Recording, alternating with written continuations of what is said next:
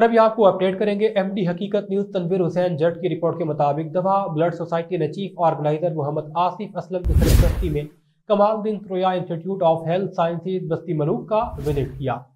Blood society को मजीद मजबूत और फैलाने के लिए इदारे के तलबा को ब्लड सोसाइटी में शामिल किया। इस मौके पर सऊदी अरब से वापस आए ब्लड सोसाइटी के मुआविन मोहम्मद यूसुफ असलम ने ब्लड सोसाइटी के अरकान फैजान रफ़ी, ज़ीशान गफूर, मोहम्मद शफीक जामीन और काशिफ अशरफ के हमरा डॉक्टर मोहम्मद नईम असगर और इदारे के एडमिन दानिश रफीक को गुलाबों का गुलदस्ता पेश किया।